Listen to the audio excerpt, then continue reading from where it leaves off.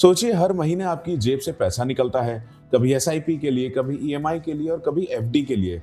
लेकिन क्या आपने कभी सोचा है कि यही तीनों चीजें 20 साल बाद आपको किस हालत में छोड़ती हैं? आज हम कोई कॉम्प्लिकेटेड कैलकुलेशन नहीं करेंगे। आज बस सीधी जमीन से जुड़ी बात करेंगे, क्योंकि पैसा समझदारी से लगाया जाए तो वही पैसा आपकी जिंदगी आसान बनाता है, और अगर बिना सोचे खर्च हो जाए तो वही पैसा जिंदगी को भारी बना देता है। सबसे पहले बात करते हैं एसआईपी की। एसआईपी मतलब हर महीने थोड़ा थोड़ा निवेश यानी इन्वेस्टमेंट। म्यूचुअल फंड में डिसिप्लिन के साथ पैसा डालना। एसआईपी का असली कमाल पहले साल में नहीं दिखता, दूसरे साल में भी नहीं, लेकिन जैसे जैसे समय गुजरता है वैसे वैसे वही छोटा निवेश बड़ा होना शुरू हो जाता है। 20 साल में एसआईपी का सबसे बड़ा फायदा होता है कंपाउंडिंग। पैसा सिर्फ जमा नहीं होता, पैसा पैसा बनाना शुरू कर देता है। आज जो रिटर्न आता है वही कल का बेस बन जाता है, और फिर उसी बेस पर नया रिटर्न बनता है। मतलब समझे? मैं फिर से रिपीट करता हूं। 20 साल में एसआईपी का सबसे बड़ा फायदा होता है यानी कंपाउंडिंग। पैसा सिर्फ जमा नहीं होता, पैसा पैसा बनाना शुरू कर देता है।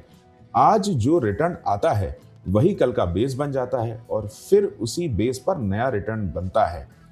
यही वजह है कि एसआईपी धीरे चलता है लेकिन बहुत दूर तक जाता है। अब बात करते हैं ईएमआई की। ईएमआई सुनते ही दिमाग में घर, गाड़ी, सामान आ जाता है। ईएमआई में हर महीने पैसा जाता है, लेकिन वो पैसा आपके लिए काम नहीं करता। उस पैसे से कोई फ्यूचर कॉर्पस नहीं बनता। उस पैसे का कोई बड़ा हिस्सा इंटरेस्ट में चला जाता है।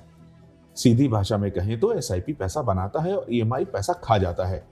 ईएमआई कई बार जरूरी होती है, लेकिन अगर आपकी जिंदगी में सिर्फ ईएमआई ही ईएमआई है और कोई इन्वेस्टमेंट नहीं है तो 20 साल बाद आपकी मेहनत बहुत कम दिखेगी। अब तीसरी चीज की बात करते हैं जिसे बोलते हैं एफडी।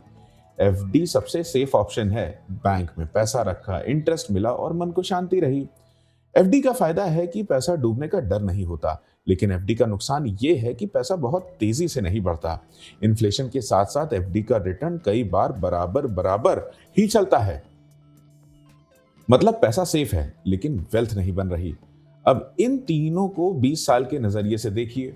20 साल तक एसआईपी में डिसिप्लिन से पैसा डालेंगे तो टाइम और कंपाउंडिंग मिलकर एक मजबूत कॉर्पस बना सकते हैं।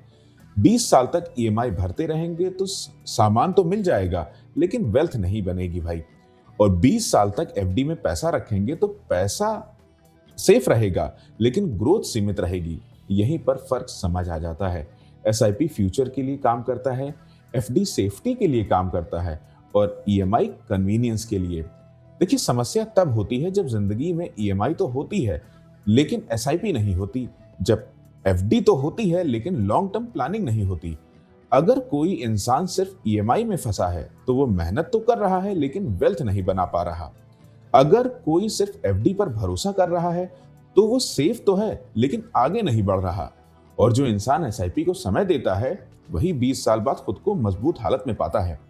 इसलिए असली समझदारी ये नहीं है कि ईएमआई ना लें या एफडी ना करें। असली समझदारी ये है कि ईएमआई और एफडी के साथ साथ एसआईपी को जगह दी जाए, क्योंकि एसआईपी वो चीज है जो समय के साथ आपकी मेहनत को बढ़ाकर लौटाती है। तो आज अगर आप खुद से एक सवाल पूछें, आपका पैसा हर महीने कहाँ जा रहा है? सिर्फ खर्च में या भविष्य बनाने में? यही सवाल 20 साल बाद आपकी हालत तय करेगा। मैं हूं मयंक कुमार। अगर आपको ऐसी सिंपल और साफ फाइनेंशियल बातें भैया पसंद आती हैं तो वीडियो को लाइक कीजिए, शेयर करें और चैनल को सब्सक्राइब जरूर कीजिए। और हाँ, ये जानकारी जनरल अंडरस्टैंडिंग के लिए है, जनरल इन्फॉर्मेशन है ये। कोई भी फाइनेंशियल डिसीजन लेने से पहले अपनी रिसर्च करें और जरूरत हो तो किसी क्वालिफाइड एडवाइजर से सलाह जरूर लें। मुलाकात होती है आपसे अगले वीडियो में।